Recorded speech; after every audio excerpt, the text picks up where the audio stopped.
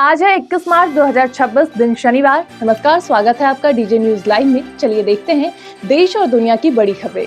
सबसे पहले आप यह खबरें कहां से देख रहे हैं, हमें कमेंट करके जरूर बताएं। साथ ही हमारे यूट्यूब चैनल को लाइक और सब्सक्राइब करना बिल्कुल ना भूलें।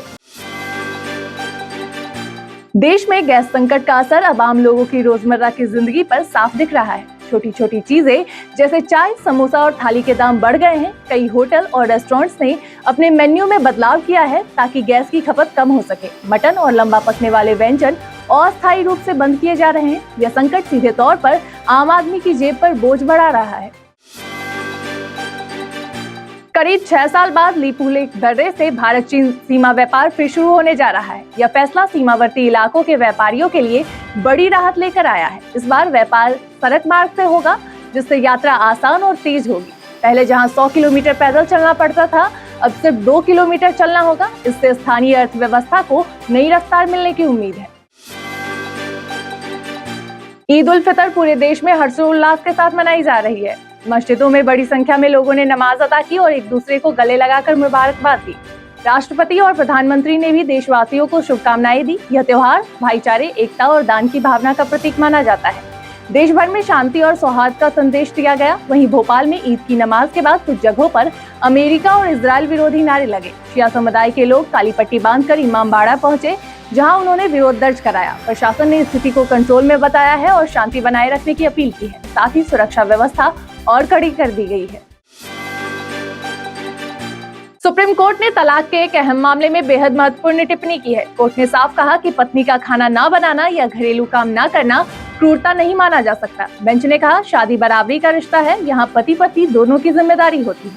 कोर्ट ने यह भी जोड़ा कि समय बदल चुका है और अब पुरुषों को भी घर के काम में भागीदारी निभानी चाहिए। फिलहाल अंतिम फैसला नहीं आया है। अगली सुनवाई में दोनों पक्षों को व्यक्तिगत रूप से पेश होने को कहा गया है। इलेक्शन कमीशन ऑफ इंडिया ने चुनावी विज्ञापनों को लेकर सख्त निर्देश जारी किए हैं। चुनाव आयोग का कहना है कि अब बिना सर्टिफिकेट के कोई भी राजनीतिक विज्ञापन नहीं चल सकेगा। यह नियम सोशल मीडिया और डिजिटल प्लेटफॉर्म पर लागू होगा। इसका उद्देश्य फेक न्यूज और दुष्प्रचार को रोकना है। आयोग ने सभी पार्टियों को इसका सख्ती से पालन करने को कहा है। भारत अब भविष्य की जंग के लिए खुद को तैयार कर रहा है। अब नॉन कॉन्टैक्ट वॉरफेयर यानी बिना आमने सामने की लड़ाई पर फोकस किया जा रहा है। भारत एआई, ड्रोन, मिसाइल और एडवांस टेक्नोलॉजी पर तेजी से काम हो रहा है। बता दें कि सरकार इन प्रोजेक्ट्स पर करीब 2.5 लाख करोड़ रुपए खर्च करेगी। यह कदम भारत की सैन्य ताकत को नई ऊंचाई देने वाला माना जा रहा है।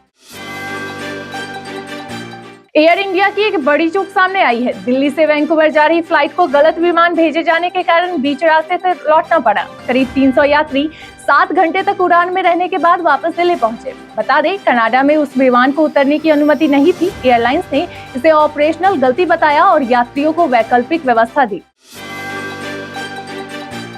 झारखंड में कांग्रेस ने अनुशासनहीनता पर बड़ा कदम उठाया है। पूर्व मंत्री योगेंद्र साहू को 3 साल के लिए पार्टी से निष्कासित कर दिया गया है। उन पर मुख्यमंत्री के खिलाफ आपत्तिजनक बयान देने का आरोप है। पार्टी का कहना है कि इससे गठबंधन सरकार की छवि को नुकसान पहुंचा। अनुशासन समिति ने इसे गंभीर मामला मानते हुए तुरंत कार्रवाई की। मिडिल ईस्ट में जारी तनाव के बीच ईरान के सुप्रीम लीडर ने बड़ा बयान दिया है। उन्होंने कहा कि जंग में दुश्मन को हार का सामना करना पड़ा। मुस्तफा खामनेई ने दावा किया कि हमलों के बावजूद देश के भीतर एकजुटता बनी रही। उनका कहना है कि विरोधी देशों का अंदाजा पूरी तरह गलत साबित हुआ। इस बयान से क्षेत्र में तनाव और बढ़ने की आशंका जताई जा रही है। अमेरिकी राष्ट्रपति ट्रंप ने ईरान के खिलाफ सख्त रुख अपनाया है। उन्होंने साफ कहा कि इस समय किसी भी तरह का सीज फायर नहीं किया जाएगा। ट्रंप ने नाटो देशों पर भी निशाना साधते हुए उन्हें कायर तक कह दिया। उनका दावा है कि अमेरिका इस जंग में आगे चल रहा है। इस बयान से अंतर्राष्ट्रीय राजनीति में हलचल तेज हो गई है और आने वाले दिनों में हालात और बिगड़ने की आशंका है। अमेरिका ने ईरानी तेल खरीद पर 30 दिन की अस्थायी छूट देने का फैसला किया है। इससे ग्लोबल मार्केट में लगभग 14 करोड़ बैरल तेल की सप्लाई बढ़ेगी। तेल की कीमतें कंट्रोल करने के लिए यह कदम उठाया गया है। बता दें, हालिया जंग के कारण क्रूड ऑयल के दाम काफी बढ़ गए थे। इससे भारत समेत कई देशों को इससे राहत मिलने की उम्मीद है।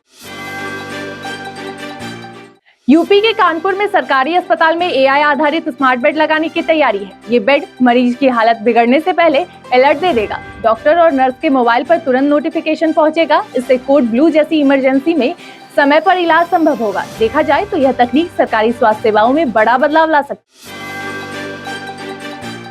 मध्य प्रदेश के इंदौर में 7 साल बाद कांग्रेस की नई शहर कार्यकारिणी का गठन हुआ है। इस बार टीम को छोटा रखते हुए सिर्फ 52 पदाधिकारी बनाए गए, जबकि पहले यह संख्या 400 से ज्यादा थी। नई टीम में कई बड़े नेताओं के समर्थकों को जगह मिली है, जिससे अंदरूनी संतुलन साधने की कोशिश दिखती है। हालांकि बीजेपी ने इस पर हमला बोलते हुए कहा कि कमेटी में एक भी महिला को जगह नहीं दी गई। अब यह मुद्दा राजनीतिक बहस का केंद्र बन गया है। गुजरात में गैस की भारी किल्लत ने आम लोगों की मुश्किलें बढ़ा दी है। यहाँ सिलेंडर की कीमतें 5,000 रुपए तक पहुँचने की खबर सामने आ रही है। वहीं स्थिति इतनी गंभीर हो गई है कि दूसरे राज्य या जिले से काम करने आए मजदूर अब अपने गांव लौटने लगे हैं। वहीं छोटे कारोबार, ढाबे और स्टूडेंट्स भी इस संकट से प्रभावित हैं। लोगों का कहना है कि खाना बनाने तक की समस्या खड़ी हो रही है। सरकार के नए नियम के तहत 60% फ्लाइट सीटों पर अब कोई एक्स्ट्रा चार्ज नहीं लगेगा। इस फैसले का एयरलाइंस ने विरोध किया है। उनका कहना है कि इससे नुकसान होगा और उन्हें किराया बढ़ाना पड़ेगा। वहीं सरकार इसे यात्रियों के हित में बड़ा कदम बता रही है। अब इस मुद्दे पर टकराव बढ़ता नजर आ रहा है। असम विधानसभा चुनाव को लेकर राजनीतिक गतिविधियां तेज हो गई है। कांग्रेस ने अपनी चौथी लिस्ट जारी कर दी है। अब तक 94 उम्मीदवार मैदान में हैं। गठबंधन की राजनीति भी जोर पकड़ रही है और कई सीटों पर समझौते हो रहे हैं। वहीं टीएमसी ने असम विधानसभा चुनाव के लिए अपनी पहली लिस्ट जारी की है। इसमें 17 उम्मीदवार के नाम घोषित किए गए हैं। बता दें कि नामांकन की प्रक्रिया जारी है और चुनाव 9 अप्रैल से होंगे। राज्य में मुकाबला बेहद दिलचस्प होने की संभावना है। देश के कई राज्यों में मौसम ने अचानक करवट ले ली है। यूपी और बिहार में बिजली गिरने से 7 लोगों की मौत हो गई। मध्य प्रदेश, राजस्थान समेत कई राज्यों में ओलावृष्टि और तेज बारिश हुई है। वहीं तापमान में गिरावट दर्ज की गई और ठंड का असर फिर महसूस हो रहा है। मौसम विभाग ने अगले कुछ दिनों तक अलर्ट जारी किया है। वहीं उत्तराखंड में मौसम ने खतरनाक रुख ले लिया है। कई जिलों में बारिश और ऊंचाई वाले इलाकों में बर्फबारी का अलर्ट जारी किया गया है। तो ये थी आज की फटाफट बड़ी खबरें। अगर आपको ये न्यूज़ पसंद आई हो तो वीडियो को लाइक, शेयर और सब्सक्राइब जरूर करें और बेल आइकन को प्रेस करना बिल्कुल ना भूलें। धन्यवाद।